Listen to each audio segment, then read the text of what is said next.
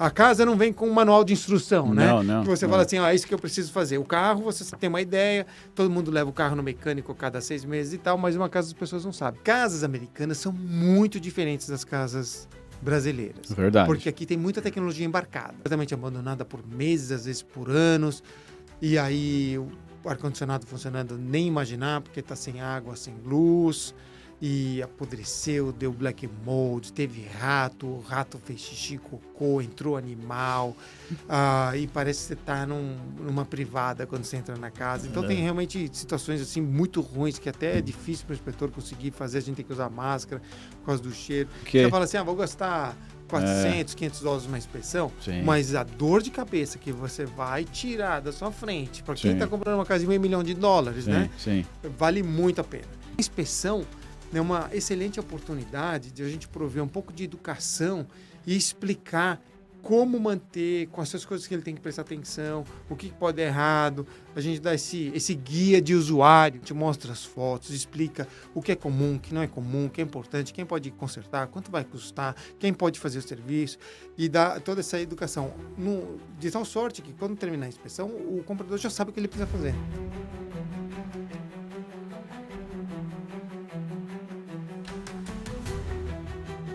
Fala galera, começando mais um Florida Real Estate Podcast, diretamente aqui dos nossos estúdios de Deerfield Beach.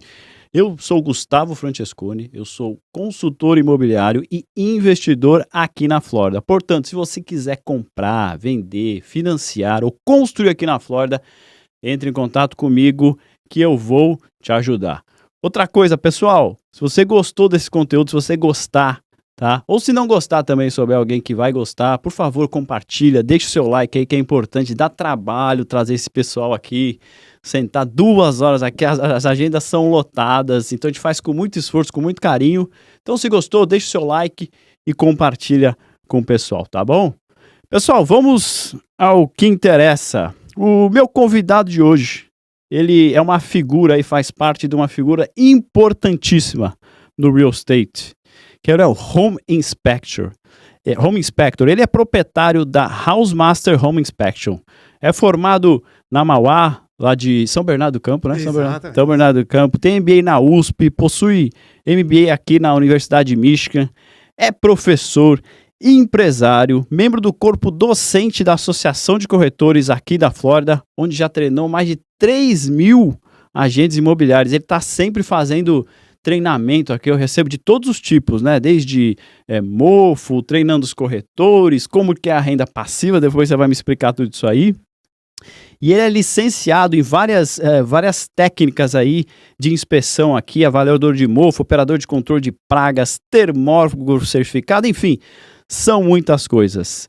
E além disso, ele aqui é autor deste livro aqui, ó, que chama O que todo corretor deve saber sobre sobre inspeções residenciais. What every realtor should know about home inspection. Tem em português ou só em inglês? Não, só em inglês. Só em inglês.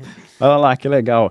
César Costa, bem-vindo ao Florida Real Estate Podcast. Obrigado por você estar aqui. É um prazer. Olha, eu agradeço muito o convite, tenho acompanhado seu canal. Seu canal é incrível, conteúdo maravilhoso. Todo mundo aí deve prestar atenção nos vídeos e seguir essas dicas incríveis que você dá para as pessoas. É um serviço de utilidade pública e é um prazer aqui estar contigo. Legal, César. Me diz como que sua carreira é bem extensa, né? Você tem uma carreira muito extensa lá de trás. Como que você chegou aqui? Como que o engenheiro chega aqui, vem aqui para Flórida, se torna Home Inspector, que é uma carreira um pouquinho, né, não é muito esperada, né? Com o seu background. Explica um pouquinho disso. Tá bom, acho que é uma ótima pergunta. Bom, eu fiz engenharia, trabalhei alguns anos em desenvolvimento de software e desenvolvimento de sistemas para a indústria. Depois de muitos anos nessa área, eu resolvi ir para a área de negócios e, basicamente, minha carreira, quase um pouco mais de 20 anos, eu fiz desenvolvimento de negócios para essas empresas de alta tecnologia. Nossa. Trabalhei para Lucent Technologies, Global Crossing, ITXC, o portal Yahoo, que era super famoso, agora é o Google, né? Yahoo, que começou tudo na internet. Você pegou ele do começo lá? Comecinho do comecinho. Eu fiz muitas aplicação, né? Trazer tecnologia de ponta e trazer para o mercado, para essas grandes empresas. E depois de mais de 20 anos nisso, eu me cansei um pouco, né? Dessa área de tecnologia, todo ano muda, uma área muito volátil. Eu falei assim, sabe uma coisa? Depois de tanto anos tendo trabalhado para os outros, está na hora de ter meu próprio negócio. Ah, né? legal. Ser empresário. Ser empresário. Eu falei, não, vou abrir meu próprio negócio. E abrir empresa no Brasil é muito difícil, né? Não tem acesso a capital, o custo trabalhista é muito alto, o risco também do mercado e tudo mais é muito alto. Então eu falei assim, eu acho que tá na hora de eu arriscar alguma coisa nova e decidi vir para os Estados Unidos, trazer minha família e começar alguma coisa nova aqui. Tá. Para mudar dessa área de tecnologia, eu procurei fazer uma coisa que é o mais estável possível. Rendimento mais... menos risco. E a real estate é a coisa mais estável que existe, né? E eu vejo muitos meus amigos investiram em real estate, compraram propriedades, colocaram para aluguel, criaram fontes de renda passiva. Eu falei, sabe, preciso de fazer a mesma coisa, né? Preciso começar a investir em real estate, começar a preparar minha aposentadoria, e acho que o real estate é um dos melhores veículos para criar aposentadoria, proteger patrimônio e até proteger as próximas gerações, né? Se você conseguir economizar um pouquinho mais. E desculpa te interromper. Isso aí é que ano que você vem pra cá? Isso foi em 2016. 16, tá. Já quase 10 anos. Tá, quase 10 anos. Tô no nono agora. Tá. E nessa linha de entrar para real estate, como eu queria vir aqui para os Estados Unidos, uma forma era usar algum visto que tivesse interesse para o governo americano. E o governo americano costuma ajudar muitas pessoas que montam empresas e geram empregos. Então, por exemplo, preciso montar uma empresa, né? Em vez de começar uma empresa do zero, eu falei, vou comprar uma franquia, porque já tem um modelo provado de negócio, tem muita mudança, estou vindo para um país novo que eu não conheço, mercado novo, pessoas novas, forma nova de fazer negócio, então eu decidi fazer uma franquia. E não só uma franquia, eu queria comprar uma franquia que já estivesse em operação, que fosse um negócio comprovado e que tivesse alguma coisa a ver com real estate. Já chegar em alguma coisa que tá rodando aí. Já tá funcionando, eu só aprendo com o dono antigo e continuo fazendo o que ele já tá fazendo. Tá. E eu encontrei essa franquia de home inspections. Mas você sabia o que era home inspection? Não, eu aprendi depois. Porque no Brasil não é muito comum, não né? Existe. Não existe. Então eu aprendi depois. E me interessou muito, porque era uma forma de estar muito próximo dos corretores, ver todos os negócios que estão acontecendo, pegar o pulso do mercado, se aproximar com real estate, entender a construção da parte de dentro para fora, né? De como as coisas funcionam. Eu tinha vontade também de fazer flips, reformas, talvez construção. Como eu ainda estava estudando esse mercado, eu achei que a Home Inspection ia me dar esse conhecimento para me aproximar do que eu queria fazer. E eu acabei me apaixonando totalmente por home inspections e fiz um monte de coisas relacionadas e expandi a empresa e continuei nesse negócio. Você começou, só para entender, você já pegou a franquia ou você começou trabalhando para alguém? Já pegou a franquia? Eu já peguei a franquia. Tá. E o bom da franquia é que eles te treinam em tudo, né? Como vender, como rodar, como personalizar, como expandir o negócio, como fazer a inspeção, como cuidar do cliente. Eles dão um modelo de negócio pronto. Já está então pronto, é muito bom. E quando você fala, peguei a franquia pronta, você entra nesse negócio, era da área de tecnologia, chega aqui, começa a mexer com real estate. Que você viu de diferença lá do Brasil pra cá? O que você viu? Que nem a gente falou, não tem essa profissão, não tem no Brasil, né? O home inspector é uma coisa, e aqui não tem negócio que a gente faz, não tem casa. Não existe, bom, não tem não, deve ser assim, 90... quase todas as transações né? Tem home inspection envolvida. Tem home inspection, porque é muito importante, né? Eu sou engenheiro de formação e sempre trabalhei com produto muito técnico. Certo. Eu sempre tive essa facilidade de entender a complexidade e o funcionamento das coisas e conseguir simplificar para o consumidor ou para a aplicação que eu estava desenvolvendo. E o Home Inspection é muito isso, né? De você entender tecnicamente os detalhes e simplificar e trazer a relevância daquela situação específica para o comprador. Então, para mim foi muito fácil essa adaptação. Mas é verdade, esse mercado, a Home Inspections não existe no Brasil, é uma coisa que só existe aqui. E o que eu achei muito interessante é que os inspetores aqui dos Estados Unidos são pessoas muito técnicas, né? É o cara que veio do trades, o cara que fazia instalação. Antigamente era assim, né? Hoje em dia menos ou não? Eu tenho impressão. Continua. Que isso é ótimo, na verdade, né? É bom. Num sentido. Então, o ex-eletricista, ex-encanador, ex-instalador de drywall, de piso, de instalação de carpete, que resolve, se cansa depois de 10, 20 anos trabalhando no trade, resolve fazer inspeção porque acha que é mais interessante, é mais intelectual, é menos braçal, mas é um pessoal que tem muita visão técnica. Sim. E quando o inspetor vai para a inspeção, ele quer mostrar para o comprador que ele sabe encontrar um monte de defeito. Tá. E olha, encontrei isso, encontrei outro. Então, em vez de ele prover educação e criar confiança na compra do imóvel, ele gera mais incerteza e ansiedade.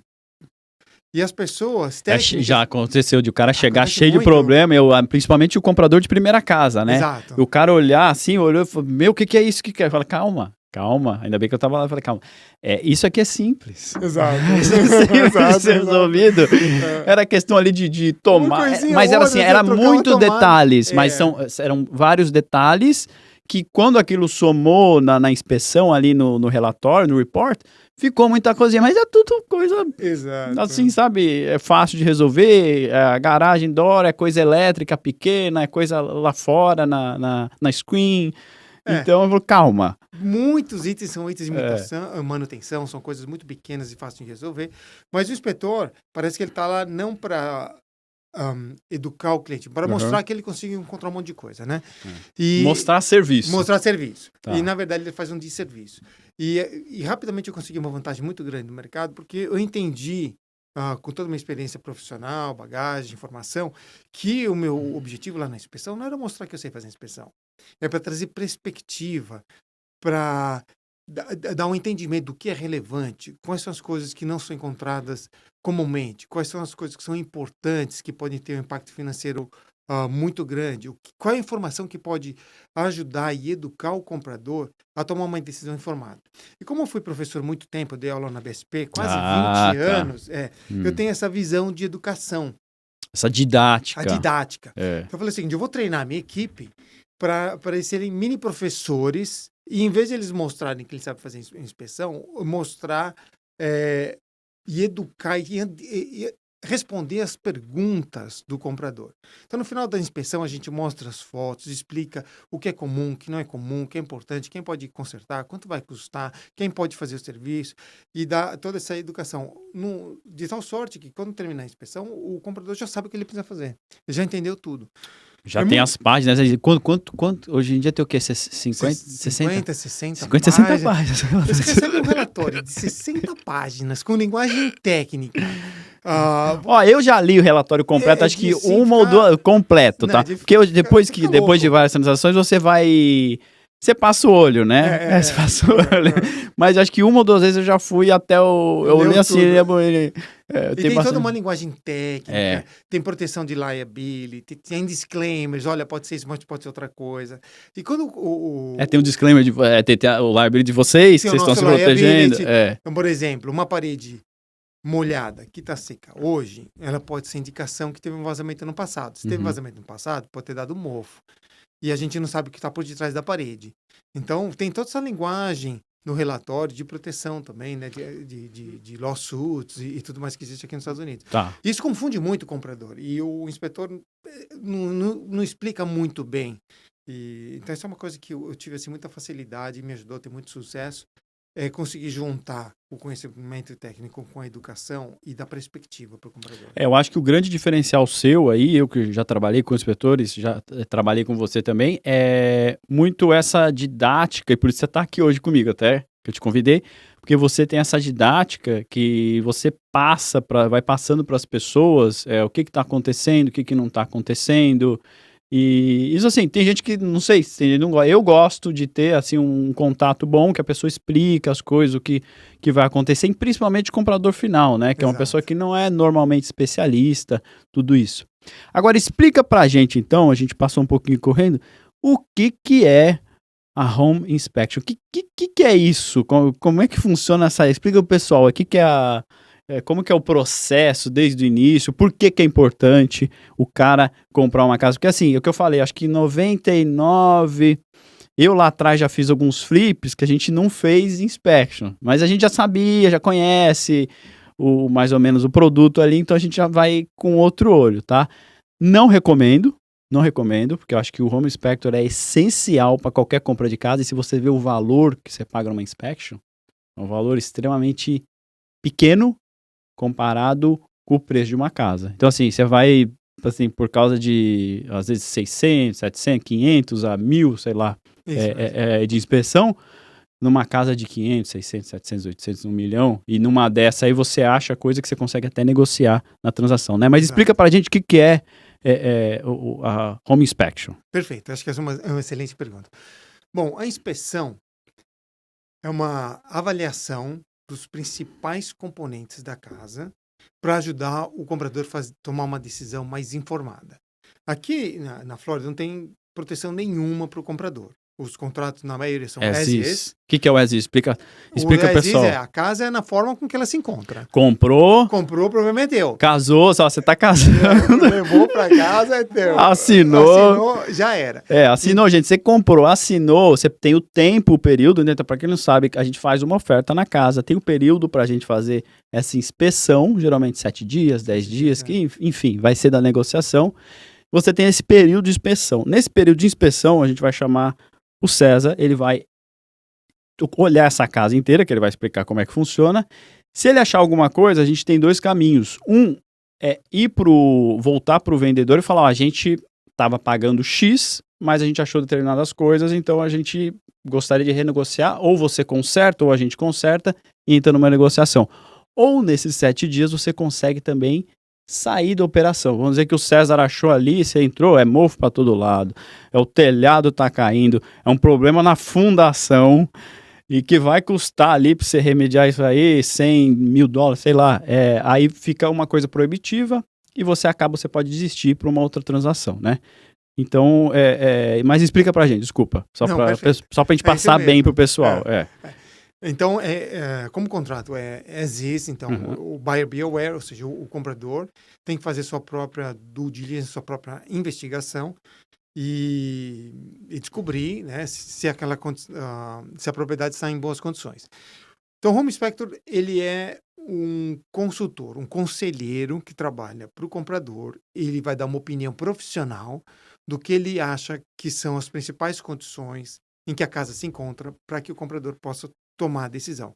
Independente do tamanho do defeito, ou volume de reparos, ou quanto vai custar, independente da razão, o comprador sempre pode sair da transação nessa janela da inspeção. Não precisa, na verdade, na verdade, não precisa nem fazer a inspeção, ele pode desistir, né? Também pode, é verdade. Então, o que é a inspeção? Então, a gente olha a estrutura da casa para identificar se não tem um sinal de movimentação estrutural que possa trazer aí grandes gastos ou investimentos, né? A gente olha no telhado, se ele está em boas condições, se não tem vazamento, se ele vai conseguir eventualmente ter seguro sobre esse telhado. A gente vai no ático para ver se tem boa insulation. O ático, gente, é aquela parte que fica entre o teto e o roof, e o telhado, que tem que sair, tem que saber andar lá, senão acontece o que aconteceu com o Gugu também, alguns anos atrás, né, que ele foi... andou pisando no lugar errado, andou caiu, pisando legal, tem que saber andar lá, né? Tem que saber andar, Eu não sou muito fã de ir no Você gosta de... Nós gostamos. Você gosta? Não é possível que você gosta mesmo? Porque o ático, ele te dá uma boa fotografia das condições do telhado. Sim. Qualquer vazamento que tem, qualquer problema, é onde costuma dar cupim, pode dar mofo também. Então, a inspeção telhada do ático é muito importante. E no ático também a gente faz algumas medidas importantes para o seguro, e eles usam essas condições da construção do telhado para determinar o preço de seguro. Então, tem muitas coisas importantes que acontecem no ático. Então, a estrutura da casa, telhado, ático, e daí vem os elementos principais, né? A instalação elétrica, para ver se está seguro e se não tem nenhuma deficiência. A instalação hidráulica, para ver se está em boas condições, com os materiais adequados. O ar-condicionado, que é um sistema muito caro da casa. Os appliances, portas, janelas, enfim. A funcionalidade e segurança de uma forma geral da casa. E o brasileiro, vou falar especificamente para os brasileiros, né? As casas americanas são muito diferentes das casas brasileiras. Verdade. Porque aqui tem muita tecnologia embarcada, né? Primeiro, aqui toda casa tem ar-condicionado central. No Brasil, a maioria das casas não tem ar-condicionado. Fala pro pessoal quantos dias do ano aqui na Flórida desliga o ar-condicionado. 0. Talvez 2 semanas no meio de janeiro. Você desliga, talvez você até ponhando olha que interessante. Fala pro pessoal, eu não acredito. Né? 350 dias ele vai ficar lá ligado. Vai viajar, vai pro Brasil, vai ficar um mês. O ar-condicionado continua ligado. Muito importante. Tem muita umidade. Então explica por que é tão importante para deixar esse ar-condicionado ligado. Isso, e que é o segundo ponto da diferença das casas. As casas aqui têm drywall. Né? Então, drywall é um material que se danifica se ficar molhado e tem muita umidade aqui. Então, é importante o ar-condicionado estar sempre rodando para a casa ficar sempre seca e não dar mofo também. Então, as casas aqui nos Estados Unidos são muito diferentes das brasileiras. Tem ar-condicionado central. O sistema elétrico tem um sistema de proteção muito diferente do Brasil. Então, toda a área é molhada, cozinha, banheiros. Tem tomadas de FCI, que são aquelas tomadas que destravam para proteger contra choques elétricos. Ela trava, né? Se for dar um choque, ela desliga. Ela desliga. Tem que ter nos ambientes molhados. Aqui na Flórida é obrigatório os ambientes molhados, né? Ambientes molhados, cozinha, banheiro, garagem, parte externa da casa. Então, tem uma quantidade grande de tomadas com proteção. Todas as casas têm água quente, sistema de boiler, de aquecimento de água central para a casa inteira, que é uma coisa que a maioria das casas do Brasil não tem, né? Água quente em todas as torneiras. Uhum. Então, isso é uma maravilha. Depois que acostuma, não dá para voltar. Não dá para voltar. Todos os banheiros têm sistema de ventilação, com um encanamento que leva para fora. Até porque normalmente no banheiro a gente não tem a janelinha, não, né? Que é tão bom. De vez em quando tem, de vez em quando tem, de vez em quando não tem. Verdade. Todas as casas aqui vêm com appliances. Então, quando você compra uma casa, vem com geladeira, lava-prato, triturador de lixo na pia do banheiro, fogão, micro-ondas, ventilação na cozinha, lavadora, secadora. Então, tem muitos supplies. Então, a diferença é muito grande. Tem muita tecnologia que vem junto com a casa. E é importante testar tudo isso, né? Segurança da parte elétrica, hidráulica, appliances, ar-condicionado, aquecedor de água central e tudo mais. E aí vem também, que é importante o pessoal saber, né? Vocês podem sim fazer uma inspeção de toda a casa, né? 100%. Mas normalmente a inspeção tem a inspeção básica, né, que vocês fazem, e tem os a mais, vamos dizer, né? É verdade. O que é a mais numa inspeção?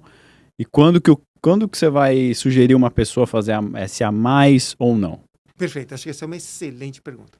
Então, além da inspeção do Standard Professional Home Inspection, que é a inspeção padrão, é muito importante aqui na Flórida fazer as inspeções de seguro, que é o 4-Point e o Wind Mitigation.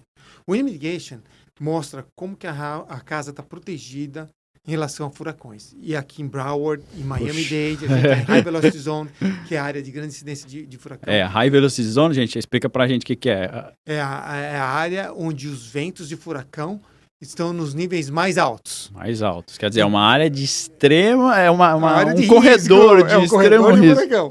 Então é importante ter a janela à prova de furacão. Se não for o vidro à prova de furacão, T-shutters, que são aquelas placas metálicas de proteção. Nossa, tem uma shutter ainda lá em casa. Na garagem, no cantinho. Na garagem, no cantinho, que é a única janela que não é hurricane proof. Nossa senhora, mas eu falo, não venha furacão, porque é pesada. Eu tirei, porque é feio, né? Hoje em dia é o window, né? Fica lá na garagem. O próprio desenho e como as treliças estão presas na estrutura da casa para evitar que o telhado voe, a gente faz essa identificação durante a inspeção do ático. Tudo isso é muito importante para determinar o preço do seguro. E é importante que o comprador saiba quanto vai custar o seguro durante essa janela da inspeção. Então, esse é o Wind Mitigation. Só fazendo um parênteses, olha que importante que é a inspection, outro fator. A insurance, o segurador, ele muitas vezes vai pedir, a seguradora vai muitas vezes pedir essa inspection para fazer o seguro dessa casa. E que nem o César falou, isso vai impactar no preço que você vai pagar no seguro, que na Flórida já é um seguro mais salgado. Não é barato. Não é barato, porque é chuva, é furacão, é turista. Então já é aqui, né? A gente tá aqui no sul da Flórida, a gente tá mais perto do furacão. Central Flórida ali, Orlando, já é um pouquinho mais tranquilo. Um pouquinho mais tranquilo. Porque tá mais outro dia passou o Milton lá. Passou perto. E aquela casa que vocês fizeram inspection pra mim agora lá, a gente viu, né? Viu que o telhado arrancou umas telhas. Nós fizemos uma transação lá na Flórida, casa nova, né? Poucos anos. E aparentemente você olha e fala, pô, 7 anos, né? Casa nova. E não tem nada, mas a hora que vocês botaram o drone, né? A primeira coisa veio o drone na hora, assim. Subiu o drone, subiu na hora ali. Eu falei, opa, aqui, vários pedaços, né? Faltando. Então, essa inspection também vai te ajudar no preço do seguro, né? Mais uma importância aí da Home Inspection. Perfeito. Outra inspeção que é adicional é o 4 Points. Tá. O seguro exige essa inspeção para todas as casas de 2012 ou antes, que tem informações adicionais sobre a idade do ar-condicionado, a idade do aquecedor de água, tipo de materiais utilizados na instalação elétrica, e por aí vai. É um formulário de aprovação. Outra inspeção muito importante que a gente sempre faz aqui é a inspeção de cupins, WDO. Tem muito cupim na Flórida. Muito cupim. Não, mas calma aí, você morou na Califórnia, não morou? Morei. Eu morei também. Morei em Michigan também. Mas lá tem, por exemplo, eu vejo muito a remediação. Depois eu quero que você fale sobre a remediação do cupim, que é nossa, eu vejo assim, eu falo, pelo amor de Deus, não acontece. E lá a construção é de madeira. Lá a gente tem mais cupim, certo? Ou não por ser seco? Por lá por ser seco. É seco. Aqui tem mais cupim que lá. Não, porque eu via muito a cena do pessoal... parece que é um circo, né? É um circo, a tenda, né? Em volta da casa, uma coisa arrepilante, né? Explica, já que aqui tem bastante também. Tem, mas eu vejo, não sei, eu tenho a impressão que eu vejo, lá eu via muito, talvez pelas casas serem muito velhas, enfim, lá mais antigas, né? Que a gente tá em casas mais recentes, em geral, mas explica essa questão do cupim, que a gente chama de termites aqui, como é que é e as remediações, porque... A gente aqui tem a madeira nos studs, né? Entre as paredes, segurando ela, geralmente, né? Isso. E tem também nas trusses, né? No telhado ali. Nem é tanta madeira, se a gente pensar, né? Mas... Né, tem as paredes de concreto, né? Comparado com a Califórnia. Mas tem muito cupim, né? Não, tem bastante madeira. Mas explica, que você chega na casa, quem já viu aí, você chega na casa, você vê aquela casa em volta, assim, de um tarp, assim, parecendo um circo. Como é que é isso? A preparação disso é uma guerra, né? Então, eu vou explicar para vocês. Bom, mesmo a casa tendo as paredes de bloco de concreto, no segundo piso, a maioria das estruturas são de madeira. E no telhado, todas as treliças têm sempre de madeira. Então, tem bastante madeira e bastante oportunidade para cupins. Geralmente, eu falo aqui que tem 2 tipos de casas, né? Tem cupim, e aqui vai ter. Não tem como escapar. Isso daí é uma questão de tempo. Tem 2 tipos de cupim. 95% das vezes que a gente encontra é um cupim que chama drywood. Ele atua de forma muito lenta, geralmente costuma dar no ático, demora muitos anos para ter dano, um sprayzinho ali, pronto, resolveu e já era. 5% dos casos pode ser um cupim mais agressivo, que é o que vem debaixo da terra, o subterrâneo.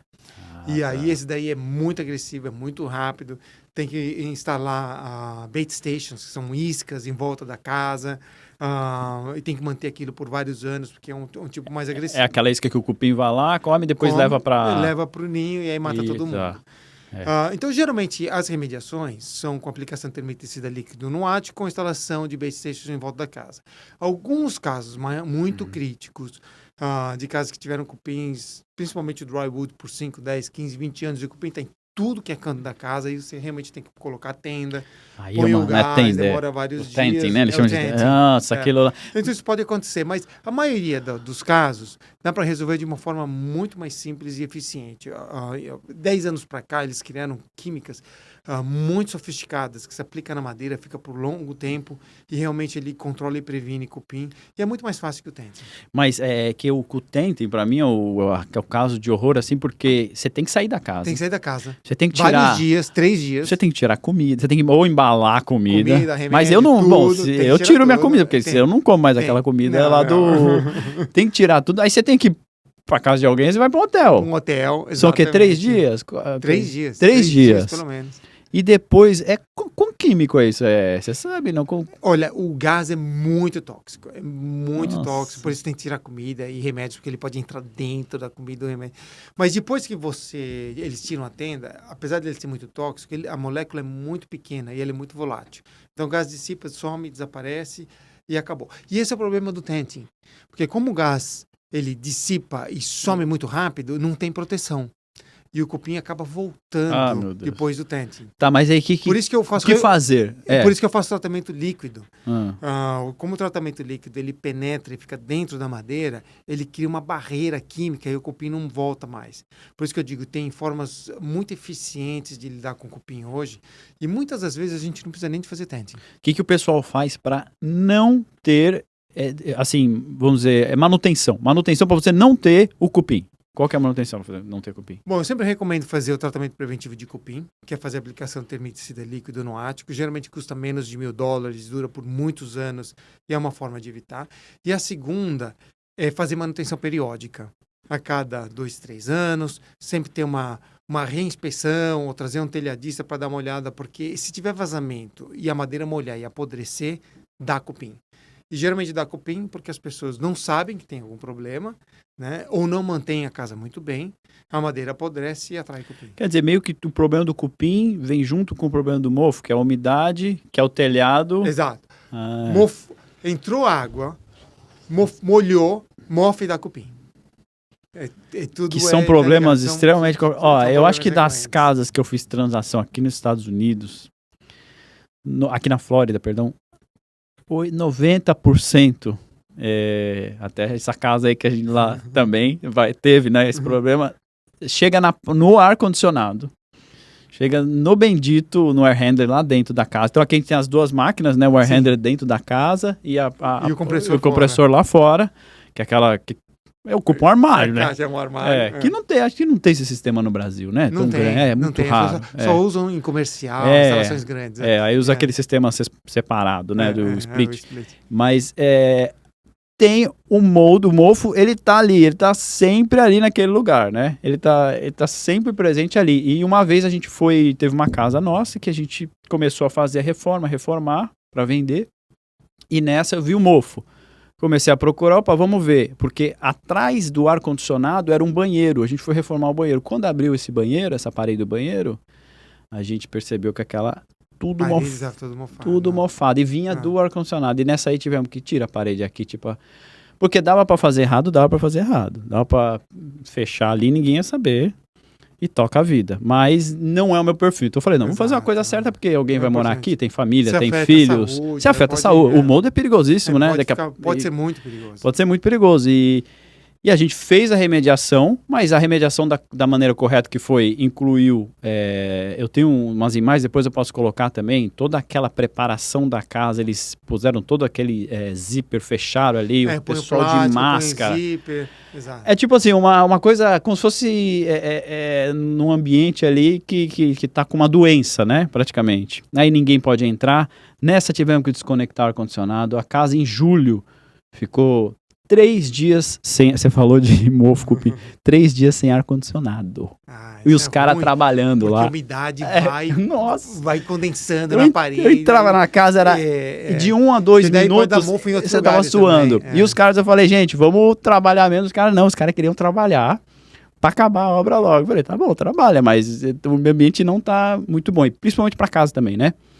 E esse mofo aí, cara, que é esse mofo? Eu sei que você dá até, também prepara, né? Dá até curso sobre mofo, né? Hoje, agora de manhã, eu tava dando uma aula sobre mofo no Miami Board of Realtors. Tá. Exatamente sobre esse tema. Mas eu acho que você trouxe temas importantes aqui, eu vou tentar dividir isso daí em alguns blocos, né? A gente estava falando do que não é incluso na inspeção. Então, eu falei do 4.1 Mitigation, eu falei de termites, e o próximo tema é a inspeção de mofo, que também é um serviço separado. Tá.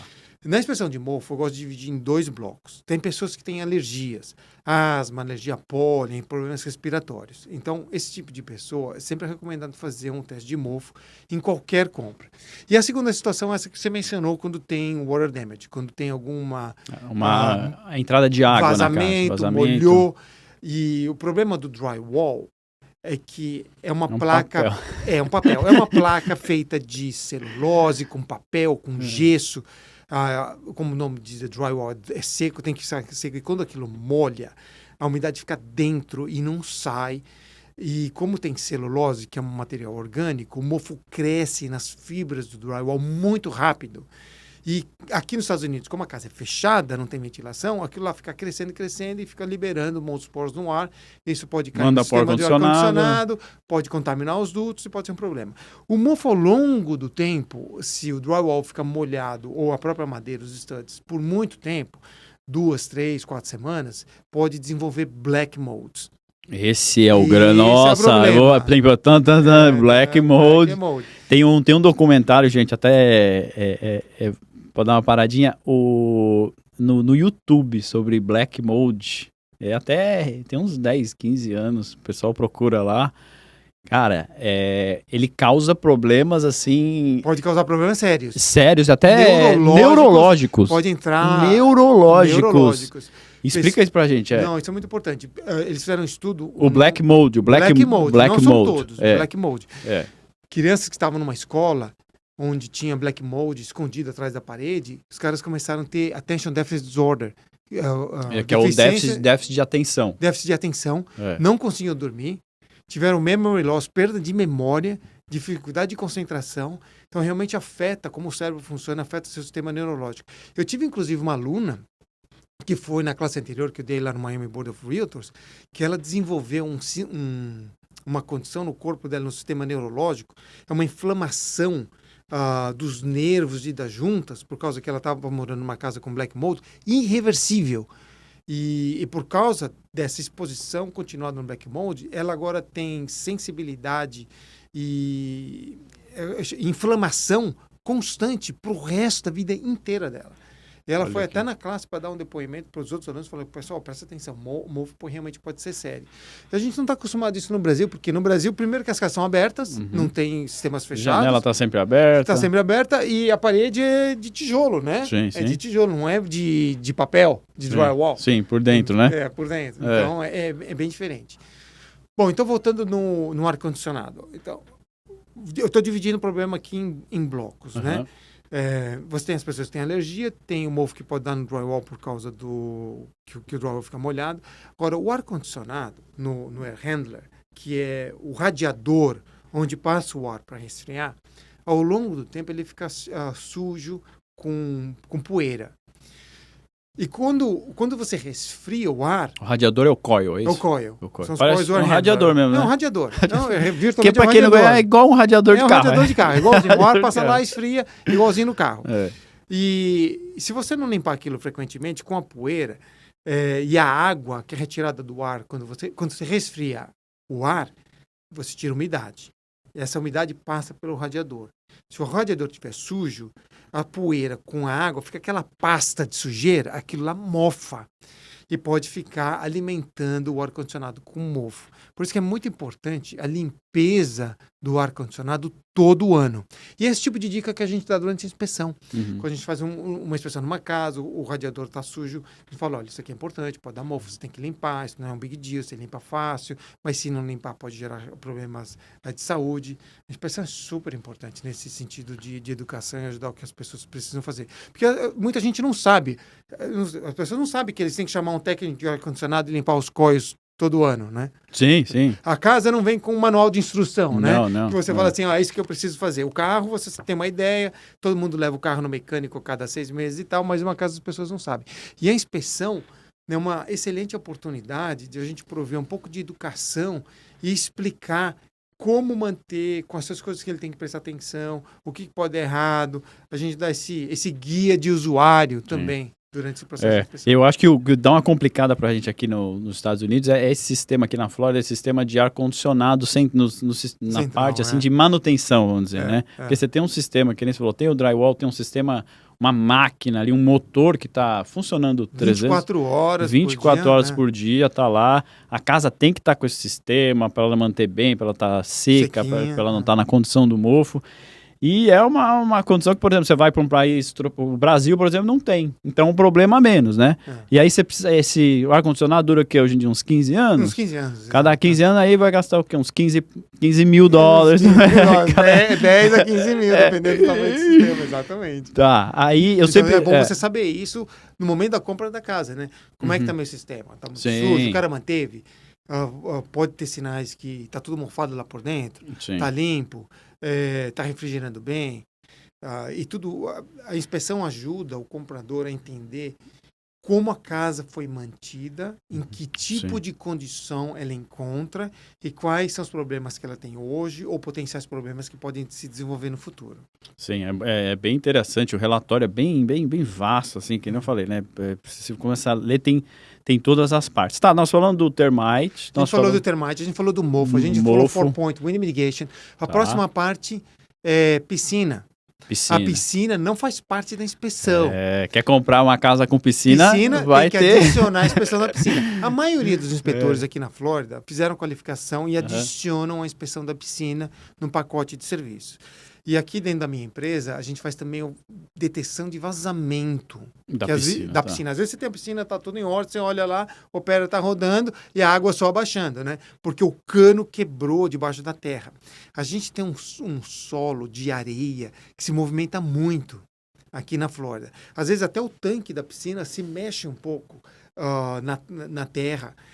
Apesar dele estar intacto, não quebrar, mas essa movimentação muitas vezes trinca os canos e tem vazamento. E dor de cabeça, hein? Dor de cabeça. Então a gente faz a detecção de vazamento para piscinas também. Nossa, sempre... São detalhes que as pessoas não sabem, né? E a gente provê toda essa consultoria. Eu pego uma piscina nova, falo assim, a piscina não está funcionando bem, mas se eu vejo uma piscina antiga, que parece que tem zero movimentação, os pavers do pátio em volta da piscina todo trincado, encanamento antigo, eu vejo lá no motor um monte de bolinha, a água está saindo na piscina com bolha, mostrando que tem sinais de cavitação e ar entrando. Eu falo, olha, potencialmente...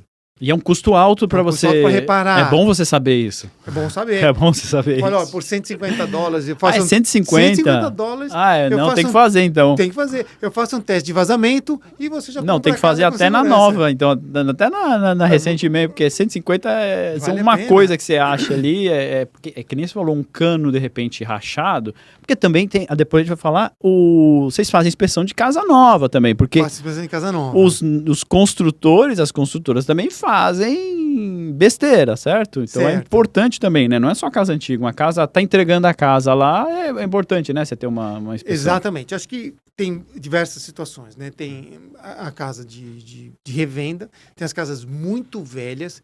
Em casa velha, eu nem mencionei ainda, mas é o encanamento de ferro, debaixo da terra. A gente pode entrar com camera scope, fazer o scoping dos pipes de ferro fundido, que chama cast iron. A gente faz cast iron, para ter cast iron, a casa tem que ter mais de 40 anos, né? 40, 50 anos. Todas as casas de 76 para antes...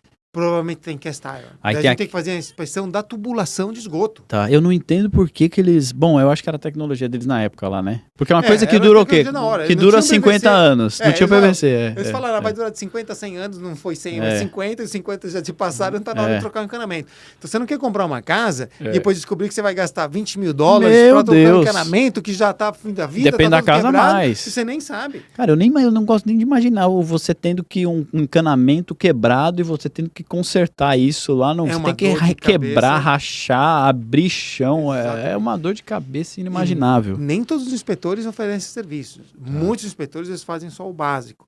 Então, ao longo dos anos, esses 10 anos, eu fui adicionando camera scope, mofo, cupim. Você bota, então ele bota a câmera lá dentro do cano, essa câmera vai lá, vai filmando. O comprimento inteiro, 20, 30, 40, 50 metros, filma tudo e eu consigo ver onde o cano está quebrado, se o cano está em boas condições, se vai durar mais tempo, se tem que trocar agora. E ele já está todo... O PVC ele não pega, né, sujeira? Não pega. O ferro pega, né? É feio demais. É feio, parece tem gente que fala que parece que tá fazendo uma endoscopia. Endoscopia, é uma coisa... É pior que endoscopia. Eu acho que sim. Mas você acha essas casas de 50 anos, é muito comum? Muito comum. Não, mas muito comum você achar problema no... Muito comum achar problema. Nossa. Eu diria que 20 a 30% Nossa, das bastante. casas... Porque 50 anos já passou o tempo de vida útil da tubulação, né? E o comprador precisa saber. E o nosso PVC tá durando quanto? Vai durar quanto? O PVC dura 100? 100 ou mais. Tá. PVC é tranquilo. Tá. Bom, então a gente falou de inspeção de casa de revenda, serviços adicionais, inspeção de casa antiga, que é um caso particular. Voltando à sua pergunta de construção nova, não só Não porque a construção é nova, significa que ela foi bem feita. Sim. E significa que não tem problemas. É. Porque o contractor... Infelizmente. Deveria, né? Deveria.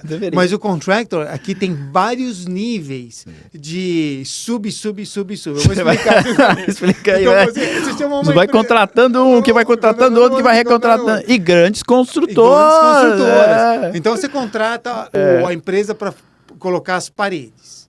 Da empresa que contrata as paredes, contrata uma empresa para fazer a estrutura de madeira ou de bloco. Depois vem uma outra empresa que instala o insulation. Daí vem uma outra empresa que faz o acabamento da fiação e dos canos. Daí uma outra empresa que instala o drywall. Então são várias empresas, né? E essas empresas, você contratou a empresa do drywall, às vezes eles têm um subcontratado que contrata uma outra.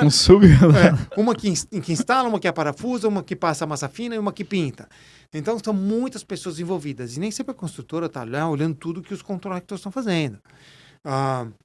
E eles têm seguro também. Se tem alguma coisa errada, no pior dos hipóteses, chamam seguro. Então, nem sempre porque foi feita a construção nova é bem feita. Então, tem várias coisas que você pode fazer. Eu vou dar 3 importantes etapas para prestar atenção. A primeira, é que a gente oferece isso muito, especialmente em Orlando, que tem bastante construção, chamou Pre-Drywall Inspection.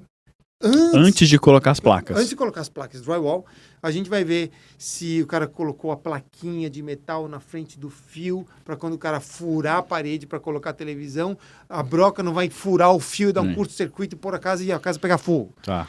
Então, olha que legal, gente. Tem o furo lá, na verdade, tem o fio, né? O fio tá passando atrás da madeira. Eles botam uma placa, tem a placa. Eles põem uma placa de metal. Pra se a gente for lá, que a gente vive querendo, né? Na nossa casa, furar. Instalar coisa, mudar coisa.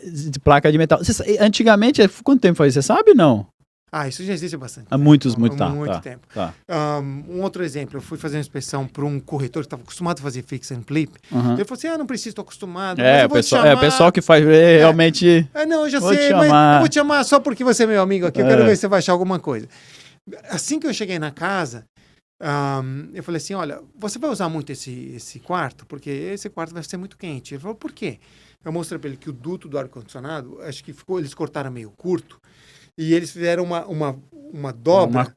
Uma curva que tirou 70% do fluxo de ar. O negócio estava achatado. Eu falei, não vai passar aqui. Esse quarto vai ser 4, 5, 6, 7 graus mais quente do que o resto da casa. Ainda bem que E ele falou, esse é o quarto que eu vou trabalhar, que vai ser meu home office. Meu Deus, chama a construtora, vamos trocar tudo. Eu falei, olha, você tem que arrancar essa tubulação por uma nova, maior, com mais espaço, fazer uma curva mais gentil, porque senão vai restringir o fluxo de ar. Quer dizer, o tubo do ar-condicionado, ele tem que ter uma coisa gentil. Uma curva leve. Você não pode dobrar ele e esmagar, daí o ar não flui. Aí, pessoal, você que tem um ar da sua casa, não quer dizer que seja isso. Você que tem aquele quarto quente, sobe no ático ali, dá uma olhadinha como é que tá essa curva aí. Não tinha pensado nisso. Então são assim, vários detalhes. Outra coisa, quando cheguei no quarto, eu falei, essa parede ali onde vai estar a televisão. Ele falou, não, é nessa. Eu falei, não, é naquela.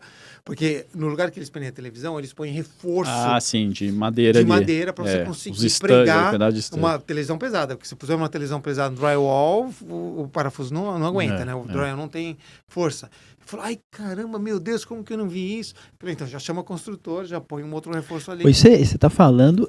São coisas importantes. É essencial, na verdade, essa inspection, o pre-drywall é muito, porque... Você fala assim, vou gastar 400, 500 dólares uma inspeção, mas a dor de cabeça que você vai tirar da sua frente, para quem está comprando uma casa de $500 mil, né?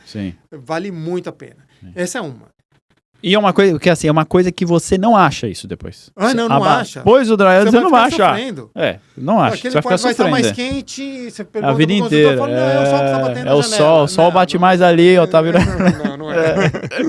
Bom, a segunda inspeção para construção nova é na entrega das chaves. Então as construtoras geralmente têm aquela inspeção chama Blue Tape Inspection. Onde você vai colocando, vai vendo os defeitos, vai colocando as fitinhas para a construtora depois Muita consertar. gente me contrata para eu ir com o comprador, com o corretor do comprador, junto com a construtora, para ter um olhar treinado para realmente encontrar as coisas que precisam ser encontradas. Conforme a gente vai fazendo, você viu aquilo ali? Nossa, essa janela aqui tá vedada de forma correta, é isso mesmo? Deixa eu te mostrar aqui. Os construtores devem te odiar, cara. Quem é muito profissional gosta. Porque o construtor que Sim. quer ter uma boa reputação Sim. e quer entregar uma casa de qualidade, ele fala assim, é bom que ele já encontrou, a gente já conserta, porque às vezes ele nem sabe do defeito. Muitas vezes, Ele não sabe porque o subcontratado dele, que é responsável, não fez. Ele vai chamar o sub e vai fazer o sub consertar. Isso vai eliminar dele ter um problema mais para frente que pode custar para ele mais caro. Então, assim, construtor de essa gosta. inspeção na mudança, o que você faz é uma coisa assim mais rápida, mais também, leve, né? Também é 1 ou 2 horas ali de boa fica. investigação. Eu vou ver tá. a vedação de todas as portas de janela. Então não tem uma Blue Tape que passou na sua vida, certo? Não, a gente sempre essa inspeção ninguém passou nunca 100%. A gente ou já teve alguma... Não, sempre tem coisa, a gente ajuda o comprador a encontrar defeitos e criar a lista para que o incorporador deixe a casa em ordem antes da mudança. Então, essa é a segunda fase. Então, tem o pre-wall, tem o Blue Tape Inspection e a última, vamos dizer que você não fez nada disso. Porque, só para o pessoal entender também, a Blue Tape Inspection, por que chama Blue Tape? Porque você vai lá com a fitinha azul e vai marcando lá o que você... todo mundo acaba fazendo, né? Mas as pessoas são leigas, então elas não acham tantos problemas, Exato. né? Sempre acham uma coisinha ali, uma coisinha, mas não acham tantos problemas. Pouco. Acha pouco. Vamos dizer que você não prestou muita atenção, fez o Blue Tape de qualquer jeito, não fez o pre-wall, mudou para casa, comprou uma casa nova e bola para frente. A mais importante de todas, e aqui eu recomendo que todo mundo faça. Não pode faltar. Todos os corretores que vendem casa nova, ajudem os seus clientes e relembrem eles de fazer a inspeção no 11º mês. Então, a garantia... No 11º mês. 11º mês. A garantia principal da construtora é 1 ano. Tudo que acontecer em 1 ano, eles vão lá e reparam, está em contrato. Lindo. É a garantia, tudo bonito. Só que você não pode, talvez você não esteja ciente de todos os problemas que a casa desenvolveu. Antes de terminar a garantia, 1 mês antes, já teve quase 1 ano para a casa dar problema, desenvolver. Aí você me chama para fazer a inspeção de garantia do 11º mês. Aí eu vou entrar no ático, vou ver se não tem nenhum vazamento no telhado, se não deu cupim, se o que tinha que estar funcionando está funcionando de forma verdadeira. Se a vedação das janelas não está trazendo infiltração, às vezes você nem sabe que tem infiltração, você nem sabe o que está acontecendo, você vai descobrir depois que terminou a garantia e acaba custando bastante dinheiro. Então essa inspeção do 11º mês, para garantir que se tiver algum problema, eu encontro e você põe na garantia, é um excelente investimento e vai tirar um monte de dor de cabeça. Quer dizer, não é melhor fazer lá no 10º mês para ter um tempinho que você entra em contato? Geralmente às vezes eu chamo 1 mês antes, né? Que é o limite. Porque quanto mais você demorar, mais tempo dá para os defeitos se desenvolverem e aparecer. E são aquelas... Você quer pegar assim antes, 1 mês antes de terminar a garantia, você me chama, eu dou uma olhada, se tiver alguma coisa eu aviso, a construtora vai lá e conserta e você fica com tranquilidade, sem dor de cabeça. Porque senão fica como problemas de saúde, né? Que é um problema pequeno, e aí você não cura, ele vai crescendo. Aí às vezes você fala, não quero pagar essa inspection do 11º mês, tudo bem. Aí você não... Só que essa inspection lá que você pagar um pouquinho de dinheiro, daqui a 5 anos vai custar muito dinheiro, ou 10 anos, enfim, vai custar muito dinheiro. Exatamente. Por exemplo, um problema simples. Opa, então tá tocando aqui. Pode falar. Um problema simples. Vamos dizer que teve um pequeno vazamento no telhado, um defeito de instalação, das calhas, do que seja. E você não viu esse vazamento. Ao longo do tempo, a madeira vai ficando molhada, ela apodrece, dá mofo, dá cupim. Você vai descobrir isso daqui a 10 anos. Agora imagina o custo que vai ter. Depois de 10 anos você vai dizer, minha casa tá cheia de cupim, tá todo molhado, cheio de mofo no ático, estragou tudo lá. Daí começa a umidade, sempre atrai animais, quando molha e fica úmido, acaba dando rato, barata e outros problemas também. Então, assim, o nosso terror aqui na Flórida, o pessoal entender, quem mora, quem não mora, é a água, né? É a água, cara. Eu também. Por causa do drywall. Por causa do drywall, aí tem a madeira também. Tem a madeira, tem a fibra de vidro, que é a vedação acústica e térmica do ático. Então, a água que é o problema. E o problema, assim, como se você tiver um problema, falar um pouquinho de roof, né? Porque que eu vejo sempre uma casa que eu vou fazer negócio, alguma coisa, que eu entro olhando? Lógico, a foundation, né? Aí depois você me fala se tem alguma coisa na foundation, não sei se vocês olham ou já tá na a gente olha, se tem movimentação estrutural. Você falou, né? Importante. Porque são os itens mais caros. Exato. o roof. Fundação, telhado e eu tô olhando o roof e o ar-condicionado, Exato. né? Então a fundação, que seria o problema mais grave, Mais acho, né? importante, Você me corrige se estiver errado. Exato. Depois o roof Exato. e depois o ar-condicionado, né? São os três grandes... É isso mesmo, né? São isso aí, três é grandes isso aí. tickets que a gente tem que estar sempre olhando. Sempre olhando. E entrou água no roof. Falando de um pouquinho de roof. Os materiais que a gente usa aqui na Flórida, né? Que são aqueles 3 materiais. Entrou água. O problema é que ele tá vazando água. Se eu não faço uma inspection, eu não vou descobrir esse vazamento. Você falou, cai ali dentro do ático. Eu não vou descobrir até ele chegar no meu Até chegar ao teto telhado, e exato. começar a pintar ali, marcar. Começar a pingar. O problema é que 90%... Só que aí já tá há muito tempo, já há né? muito tempo. Já tá muito tempo. Porque 90% dos vazamentos são vazamentos pequenos. Não é que tá uma enxurrada de água. Sim. Vai tá pingando, vai gotejando, vai umedecendo. E esses são os piores efeitos. Porque ele vai ali... Vai minando aos poucos. É uma janela que tá vedada 99%, é só um cantinho, faltou um pouquinho lá de caulking, de silicone, começa a entrar água, começa a pingar, e aquilo vai entrando ao longo dos anos, aquela madeira vai mofando, vai apodrecendo, quando chega no drywall e você vê uma mancha, lá dentro já tá tudo podre. Então, quando você percebe o defeito, já demorou muito tempo, né? O que é possível fazer? Tem uma casa lá de aluguel que ela tá entrando na frente, ela tá entrando pelo chão, acho que por baixo, né? Meio que pela foundation. O que é possível fazer? Você tem ideia, não, nesse caso, não? Bom, muita coisa pode ser feita, né? Você falou de tem caulking aí? Tem sistemas de vedação. A chave é sempre encontrar da onde está vindo a umidade, o que está produzindo a umidade e como criar barreiras para evitar que essa umidade minha se dúvida é propague. como criar a barreira, na verdade, porque lá a gente já sabe que ela tá vindo do lado esquerdo da entrada da porta, mas ela tá entrando ali por baixo, né? Não, tem formas bem simples de resolver. Você tira, uma vedação? Você tira até a terra em volta, faz uma vedação e põe de volta. Geralmente o reparo de penetração de umidade pela fundação é só uma questão de você fazer uma vedação. Porque outra palavra nossa, que a gente assusta, né? Mold e foundation, né? O problema na foundation, o problema na foundation é tchau. O telhado, tudo bem, vamos negociar. Telhado tem preço, a gente negocia. Olha, eu costumo dizer o seguinte, que em construção tudo é possível. E você já fez várias reformas, fix and flips, comprou, melhorou e vendeu. Mas tudo tem um preço. Mas tem um preço. Então a questão, se tiver mesmo problema de fundação, né? Quanto vai custar, quanto tempo demora, qual é o preço que você está pagando pela propriedade e se tem senso econômico, se vale a pena. Sim. Então eu já fechei negócio que tinha problema de fundação. A gente identificou que a parte da garagem estava se movendo e estava fundando. A gente chamou uma empresa especializada em fundação. Eles falaram, não, esse problema é bem simples de resolver. A gente vai colocar algumas estacas helicoidais debaixo do slab e mantém o slab. Custa de 10 a 15 mil dólares e isso a gente garante e resolve. O comprador falou assim, não, 15 mil dólares tem todo sentido, estou pagando super barato na casa, a empresa isso me deu uma confiança grande e os caras fecharam o negócio.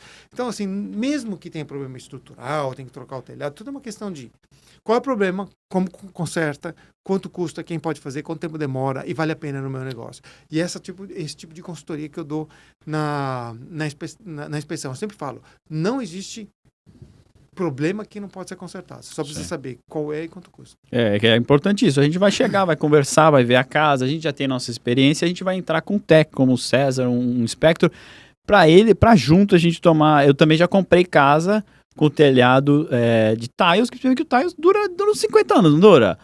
Chega a durar quase 50 anos, com sim, é verdade. 30 e tantos anos. A membrana de baixo pode durar um pouco menos. A membrana, qualquer coisa de 25 a 35. A superfície, as telhas podem durar até 50. Aí precisa ver essa combinação das duas. Se ele ainda a parte de baixo dura menos que a telha que está lá em cima levando porrada. Exato. Porque essa membrana de asfalto que faz a vedação da telha, com o calor, vai esfriando e esquentando, expande, contrai, ela vai trincando e ela pode ir quebrando. E esse é o grande problema dos cimentos, dos telhados de telha, é que às vezes a vedação da membrana debaixo da telha já terminou a vida e você olha, parece que o telhado tá bom. É o risco, então. Entrando no ático, aí você consegue... eu consigo ver. Consigo ver pelo nível... Bom, por olhar, né? Tem várias ferramentas que a gente usa, né? Tem detectores de umidade, naturalmente tem inspeção visual, mas a gente usa também câmeras de infravermelho. Para ver. Explica ver isso. Olha como é sofisticado. Não é que ele vai lá e fala, deixa eu ver, pôr o dedo aqui. Tá úmido aqui. Não, como é que é feito esse processo? Ele é termal, né? Isso? É termal. Especialmente eu sou termógrafo, né? Eu sou termógrafo nível 2. Nível 2, explica, eu falei, cara, o que é termógrafo nível 2? Para você ter uma ideia, todos os prédios comerciais em Miami, em todo o condado de Miami, depois de 30 anos, a cada 10 anos eles têm que fazer um processo de recertificação. 30, 40, 50 e assim vai. Igual depois da tragédia. Depois da tragédia, né? Do Champagne Tower, lá em Miami Beach. Em Miami Beach, eles mudaram e eles incluíram a termografia. Porque incluíram a termografia. Porque você não consegue ver defeitos elétricos sem fazer uma análise de aquecimento dos disjuntores, dos fusíveis e da fiação. E quando as empresas de engenharia vão fazer essa certificação, eles me contratam para fazer a termografia nível 2 e eu dou um laudo que é reconhecido e aprovado e só com o meu lado eles conseguem recertificar. Ele vai por temperatura ali, de acordo com você bota a maquininha lá, o Se visor... você tiver um disjuntor, você olha o disjuntor, né? Não vê nada, tudo parece estar bom. Eu ponho a minha máquina e mostra que está a 170 graus Fahrenheit. Qual que é a temperatura? Qual a temperatura normal? Não, estou falando normal, temperatura ambiente, vamos dizer, hoje está uns 80 graus Fahrenheit. Hoje está ótimo. Está um ótimo Acho que está uns 70, hoje está lindo, hein? Quando você tem bastante utilização, esse circuito de 80 vai para 100, pode chegar a 100, 110, 120, 130, quando está 170, está super quente. Superaquecido. Vai dar problema. E você olha, você não vê nada. Você vai com a câmera infravermelho, tem sobreaquecimento aqui, você tem carga maior do que foi desenhada para o circuito, isso pode gerar riscos de incêndio, curtos e tudo mais.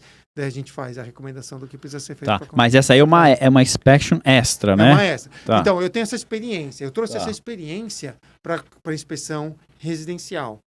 E eu treinei a minha equipe e a gente comprou equipamentos de alta qualidade, são câmaras de infravermelho, eles são equipamentos profissionais, e a gente usa na inspeção do ático para ver se tem sinais de vazamento. Porque essa câmera pode ser utilizada para duas coisas, ou para sobreaquecimento no painel elétrico ou detecção de umidade. Então, eles foram lá uma vez, eles que foram lá para ver essa casa, eles foram com um equipamento até grande, não foi? E aqui apontavam e com o equipamento uma tela grande. O meu é portátil. O deles rapaz, tem realmente uma qualidade muito boa. Aí ele vê a umidade, então eu consigo ver, aqui. Quando você faz, eu vou explicar como funciona. Quando você corre e faz ginástica, você transpira. Sim. Por que você transpira? Porque quando a água evapora na pele, ela reduz a temperatura do organismo. Então, a evaporação retira a umidade. Quando a madeira ou o drywall estão molhados, aquela água começa a evaporar. E quando ela evapora, ela cria uma impressão térmica. E ela reduz a temperatura da superfície. Então, quando eu vou com a minha câmera, eu vejo que tem uma... Fica vermelho ali? Fica azul? Ao contrário, fica azul. Fica azul, fica mais frio. O que está causando a resfriação da superfície? É a presença de água. E a gente consegue fazer essa identificação e eu consigo saber onde está tendo vazamento. É muito bacana. Então, a pessoa que tem um roof lá mais antigo, quer dar uma olhada, pode te chamar para você vir pelo ático e aí você vai vir o... Eu faço a detecção de motion intrusion com a câmera de infravermelho. Interessante isso aí. E aí, telhado, né? Quem tá falando telhado, que é um dos tickets mais caros da casa, só perde para fundação, lógico. Telhado, aí tem aquela briga, tem os shingles, tem o metal, tem os tiles, né? Que é a porcelana, não? Tem de cerâmica. Cerâmica. Ou porcelana. Concreto, cimento. Que é o shingles, né? Que você tá falando. Bom, vamos lá. Explica pra gente o telhado aqui na Flórida. Isso, explica pra gente. Você tem basicamente dois grupos. Tem material flexível e material duro. Material flexível pode ser membrana de asfalto, quando eles fazem telhado plano, ou asfalto shingles, que é aquela telha de asfalto muito utilizada no norte, tem algumas casas aqui que usam também. É um material mais... não é muito utilizado aqui na Flórida. Aqui a gente usa mais telhas. A maioria das casas de Orlando... Não é muito utilizado no sul da Flórida, né? Que na Central é muito utilizado, na Central Flórida. Na Central um pouco mais. Mas a gente usa bastante telhas, né? E nessa linha de telhas você pode ter metal, superfície de metal. Que é o top, né? Seria o top. É equivalente, é bom também. Metal telha de concreto ou telha cerâmica, todos esses três têm uma durabilidade muito maior do que as telhas de shingles ou telhas de asfalto. Quantos anos aí Então a vamos gente lá, consegue rodar? membrana e telhado plano, flat roof, gira em torno de 10 a 15 anos. Shingles, que é esse material flexível de superfície asfáltica, dura de 15, 20 até 25 anos. Vamos por 25. E materiais duros, metal, telha metálica, cerâmica ou de concreto, de 25 a 50, tudo depende do underlayment. Mas tá falando na Flórida, né? Que a gente tem o Flórida, calor, tem a umidade, tem furacão. Porque senão, se não fosse isso, ele durava o quê? Uns 100, né? Se ele dura 50 aqui. Como eu falei, tem dois componentes. Tem a superfície e tem a membrana, né? Então, telha de metal é bom, dura bastante. Você falou Só que é certo, cara, né? É mais cara, pode realmente chegar mais próximo dos 50 anos. Telha de concreto é um material ótimo, é muito utilizado em construções novas e dura aí 25, 35, às vezes até um pouquinho mais. E telha de cerâmica não é muito utilizado aqui, apesar de ser muito comum no Brasil, aqui a gente usa menos. Eu vejo muito... Quer dizer, no final, assim, o metal ele é mais caro, mas também no final você vai trocar menos, né? Olha, o metal ele não é muito ele é pouco utilizado. usado, né, o metal? Por quê? Pelo preço? Não, o metal tem alguns desafios. Para o uso dele. Apesar de ser um material bastante durável, o grande desafio é a parte térmica, né? Porque quando o sol bate, esquenta muito. Então você precisa fazer um sistema de insulation, um ático diferente. Então é um pouco mais difícil de trabalhar. Tá. Acho que o material que o pessoal não usa vira um mais, forno ali. Pode virar um forno. Então tem que fazer um insulation com espuma de alta densidade, que eles costumam aplicar no deck. Isso gera outras consequências, porque diminui a respiração da madeira. Enfim, não vamos entrar Talvez, nessa quer seara. dizer, não é qualquer casa que você pode colocar um metal, não é? Tem uma casa de 60 anos aí, vou trocar os tiles e vou colocar um pouco usado. A maioria das casas tem telha de concreto, é um material que é bem durável, é o que é mais utilizado. Hoje tem o drone, né? Hoje em dia tem um drone. O drone ajuda muito. Ajuda muito, né? Que antigamente vocês eram obrigados a ir lá. A gente sempre sobe quando pode. Para ter uma avaliação mais detalhada. Às vezes tem telha solta, às vezes tem cumieira, que é aquela parte de cima solta. A gente gosta de ver bem os flashings, que são a parte metálica. E é sempre bom, quando possível, ir para o telhado. Mas às vezes tem limitação, está chovendo, telhado muito inclinado. O drone também é uma ferramenta muito boa. Hoje em dia, as câmeras do drone é muito boa. A gente pega imagens em 4K, dá para dar zoom bem detalhado. E às vezes a gente até consegue ver mais com o drone do que realmente andando pelo telhado. A gente usa os dois. Quando pode andar, a gente anda. Nada substitui você estar lá no telhado, né? Porque você está ali vendo ali de muito perto, né? Mas o drone tem chegado bem próximo. Eu vejo o pessoal hoje em dia todo mundo tá com drone, né? Então ele sobe ali, gera umas fotos bonitas até, né? Que saem ali no report, a foto de cima, tudo isso. É verdade. Tem alguma casa que você já fez? Qual que é a pior casa? Aquela casa que você... Pior casa que você entrou e falou, meu Deus, essa casa tinha tudo. Tem uma casa de horrores, um show de horrores? Tem. Eu acho que essas casas de horrores são as casas de foreclosure. Né, que a pessoa não pagou, abandonou, o banco tomou conta e deixou completamente abandonada por meses, às vezes por anos. E aí o ar-condicionado funcionando, nem imaginar, porque está sem água, sem luz. E apodreceu, deu black mold, teve rato, o rato fez xixi, cocô, entrou animal. E parece que você está numa privada quando você entra na casa. Então tem realmente situações assim muito ruins que até é difícil para o inspetor conseguir fazer. A gente tem que usar máscara por causa do cheiro. Então essas casas de foreclosure realmente pode ser um caso de horror. Mas tipicamente... Casas normais, né? Casas normais... a gente sempre encontra problemas de manutenção, às vezes tem uma coisa ou outra. É raro ter problemas estruturais, mas pode acontecer. E é para isso que o comprador paga a inspeção, para evitar o risco de surpresas, minimizar o risco de surpresas e ter alguém com um olhar treinado para identificar se tem alguma coisa estranha ali. É porque a casa de foreclosure também, o comprador do foreclosure, ele já um atacadista, né? Ele já vai você já vai. O foreclose, por exemplo, a pessoa fez o financiamento no banco, ela não pagou, né, aquele financiamento, tem aquele prazo para ela fazer o pagamento, depois essa casa acaba entrando num processo de foreclosure, que eu esqueci agora como é que a gente fala isso em português. Falência, concordata, recuperação judicial. Não, mas para real estate... Tem um nome específico. Tem um nome, enfim. Tá. Então ela não pagou, o banco pega de volta e lógico, essa pessoa, se ela não está pagando a parcela da casa dela, é que ela também está, ou ela já não está mais na casa, né? Ou se ela tiver, ela já está numa situação muito difícil, porque a última coisa que a pessoa não vai perder a casa, né? Se ela não está pagando a casa, realmente, deixa carro, deixa o que for, né? Exato. E deixa a casa. Mas a gente já fez alguma coisa de leilão também, quando a gente vai ver essas casas, a gente já entra... Já preparado, já psicologicamente, né? Foi amado e falar, mas não sabia, você faz também essas casas de... Faço, a gente já e você já vai preparado também, né? A gente vai preparado. Nossa, é um terror, eu já encontrei cada coisa também, é uma energia, né? Eu não sei isso. É uma coisa de horror, né? Eu tava falando com o pessoal, ano passado eu devo ter entrado em umas 100 casas. Você com certeza entrou mais, eu até te perguntar isso. Não sei se é coisa minha, a gente entra muito nas casas, então a gente acaba...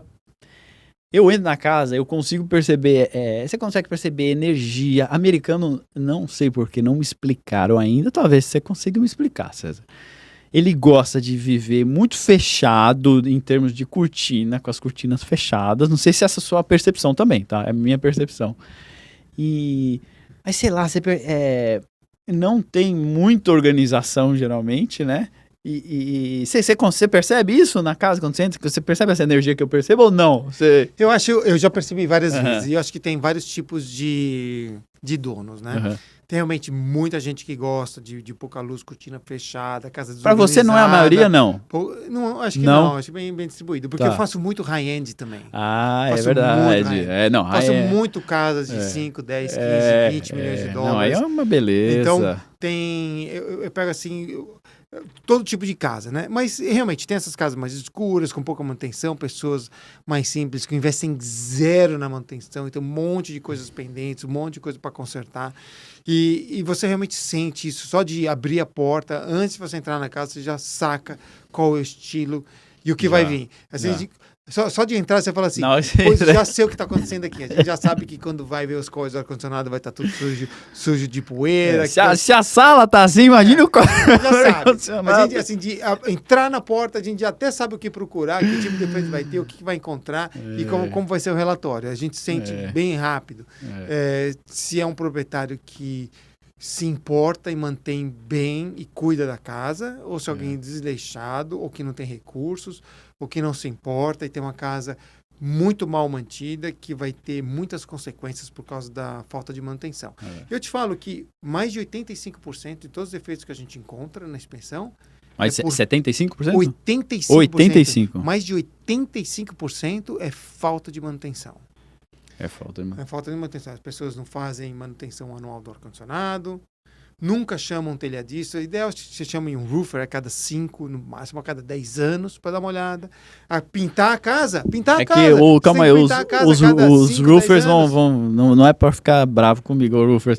O problema não é que você chama um roofer lá na sua casa, você chama um cara de ar-condicionado. Os caras também já vêm...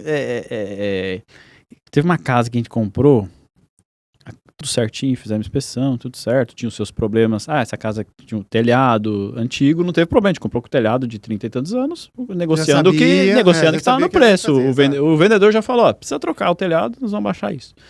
E tudo pronto. No dia do closing, fizemos o closing, no dia seguinte, o ar-condicionado falou, passou?